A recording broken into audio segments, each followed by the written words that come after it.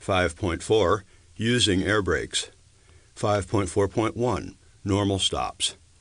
Push the brake pedal down. Control the pressure so the vehicle comes to a smooth, safe stop. If you have a manual transmission, don't push the clutch in until the engine RPM is down close to idle. When stopped, select a starting gear. 5.4.2. Braking with anti-lock brakes. When you brake hard on slippery surfaces in a vehicle without ABS, your wheels may lock up. When your steering wheels lock up, you lose steering control. When your other wheels lock up, you may skid, jackknife, or even spin the vehicle. ABS helps you avoid wheel lockup. The computer senses impending lockup, reduces the braking pressure to a safe level, and you maintain control. You may or may not be able to stop faster with ABS, but you should be able to steer around an obstacle while braking and avoid skids caused by overbraking. Having ABS on only the tractor, only the trailer, or even on only one axle still gives you more control over the vehicle during braking. Brake normally. When only the tractor has ABS, you should be able to maintain steering control and there is less chance of jackknifing. But keep your eye on the trailer and let up on the brakes, if you can safely do so, if it begins to swing out. When only the trailer has ABS, the trailer is less likely to swing out, but if you lose steering control or start a tractor jackknife, let up on the brakes, if you can safely do so, until you gain control. When you drive a tractor-trailer combination with ABS, you should brake as you always have. In other words, use only the braking force necessary to stop safely and stay in control. Brake the same way, regardless of whether you have ABS on the tractor, the trailer, or both. As you slow down, monitor your tractor and trailer and back off the brakes, if it is safe to do so, to stay in control. There is only one exception to this procedure. If you always drive a straight truck or combination with working ABS on all axles, in an emergency stop, you can fully apply the brakes. Without ABS, you still have normal brake functions. Drive and brake as you always have. Remember, if your ABS malfunctions, you still have regular brakes. Drive normally, but get the system serviced soon. 5.4.3. Emergency stops. If somebody suddenly pulls out in front of you, your natural response is to hit the brakes. This is a good response if there's enough distance to stop and you use the brakes correctly. You should brake in a way that will keep your vehicle in a straight line and allow you to turn it if it becomes necessary. You can use the controlled braking method or the stab braking method. Controlled braking. With this method, you apply the brakes as hard as you can without locking the wheels. Keep steering wheel movements very small while doing this. If you need to make a larger steering adjustment, or if the wheels lock, release the brakes. Reapply the brakes as soon as you can. Stab braking. Apply your brakes all the way. Release brakes when wheels lock up. As soon as the wheels start rolling, apply the brakes fully again. It can take up to 1 second for the wheels to start rolling after you release the brakes. If you reapply the brakes before the wheels start rolling, the vehicle won't straighten out. 5.4.4. Stopping distance. Stopping distance was described in Section 2 under Speed and Stopping Distance. With air brakes, there is an added delay, brake lag. This is the time required for the brakes to work after the brake pedal is pushed. With hydraulic brakes, used on cars and light and medium trucks, the brakes work instantly. However, with air brakes, it takes a little time, 1/2 second or more, for the air to flow through the lines to the brakes. Thus, the total stopping distance for vehicles with air brake systems is made up of 4 different factors. Perception distance plus reaction distance plus brake lag distance plus braking distance equals total stopping distance. The air brake lag distance at 55 mph on dry pavement adds about 32 feet. so at 55 mph for an average driver under good traction and brake conditions, the total stopping distance is over 450 feet. See Figure 5.6.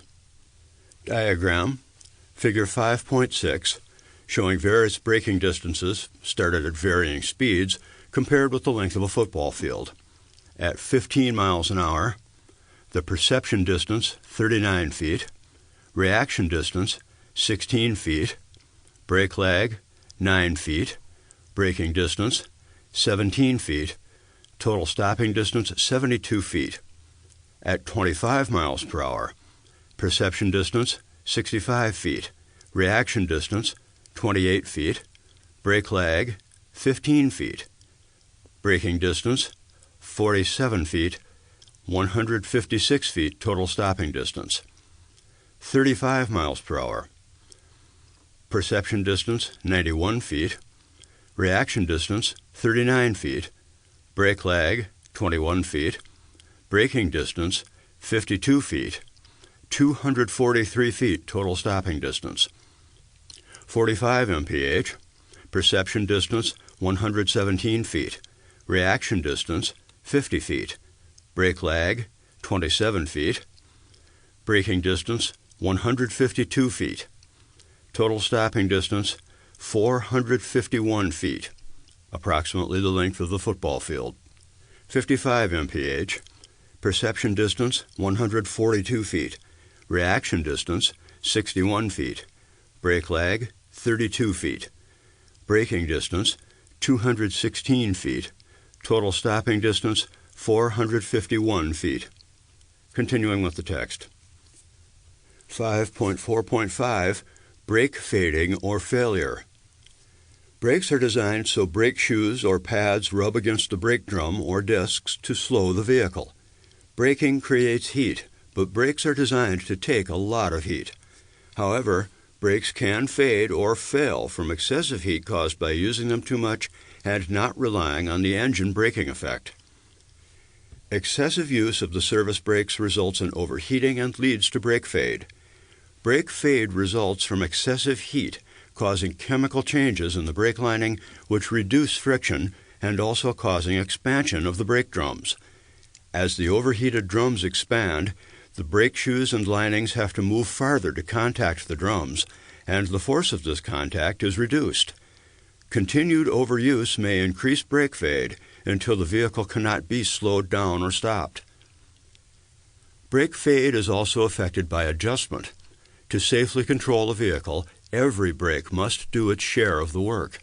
Brakes out of adjustment will stop doing their share before those that are in adjustment. The other brakes can then overheat and fade, and there will not be enough braking available to control the vehicle or vehicles. Brakes can get out of adjustment quickly, especially when they are hot. Therefore, check brake equipment often. 5.4.6 Proper braking technique. Remember, the use of brakes on a long and/or steep downgrade is only a supplement to the braking effect of the engine. Once the vehicle is in the proper low gear, the following is the proper braking technique. Apply the brakes just hard enough to feel a definite slowdown. When your speed has been reduced to approximately 5 mph below your safe speed, release the brakes. This application should last for about 3 seconds. When your speed has increased to your safe speed, repeat steps 1 and 2. For example, if your safe speed is 40 mph, you would not apply the brakes until your speed reaches 40 mph. You now apply the brakes hard enough to gradually reduce your speed to 35 mph and then release the brakes. Repeat this as often as necessary until you have reached the end of the downgrade. 5.4.7 Low air pressure. If the low air pressure warning comes on, stop and safely park your vehicle as soon as possible. There might be an air leak in the system. Controlled braking is possible only while enough air remains in the air tanks. The spring brakes will come on when the air pressure drops into the range of 20 to 45 psi. A heavily loaded vehicle will take a long distance to stop because the spring brakes do not work on all axles. Lightly loaded vehicles or vehicles on slippery roads may skid out of control when the spring brakes come on. It is much safer to stop while there is enough air in the tanks to use the foot brakes. 5.4.8 Parking brakes. Anytime you park, use the parking brakes, except as noted below. Pull the parking brake control knob out to apply the parking brakes, push it in to release. The control will be a yellow, diamond-shaped knob labeled parking brakes on newer vehicles. On older vehicles, it may be a round blue knob or some other shape, including a lever that swings from side to side or up and down. Don't use the parking brakes if the brakes are very hot from just having come down a steep grade, or if the brakes are very wet in freezing temperatures. If they are used while they are very hot, they can be damaged by the heat. If they are used in freezing temperatures when the brakes are very wet, they can freeze so the vehicle cannot move. Use wheel chocks to hold the vehicle. Let hot brakes cool before using the parking brakes. If the brakes are wet, use the brakes lightly while driving in a low gear to heat and dry them. If your vehicle does not have automatic air tank drains, drain your air tanks at the end of each working day to remove moisture and oil. Otherwise, the brakes could fail. Never leave your vehicle unattended without applying the parking brakes or chocking the wheels. Your vehicle might roll away and cause injury and damage. Subsection 5.4 Test your knowledge. 1. Why should you be in the proper gear before starting down a hill? 2. What factors can cause brakes to fade or fail? 3. The use of brakes on a long, steep downgrade is only a supplement to the braking effect of the engine. True or false? 4. If you are away from your vehicle only a short time, you do not need to use the parking brake. True or false? 5. How often should you drain air tanks? 6. How do you brake when you drive a tractor-trailer combination with ABS? 7. You still have normal brake functions if your ABS is not working. True or false? These questions may be on your test. If you can't answer them all, reread subsection 5.4.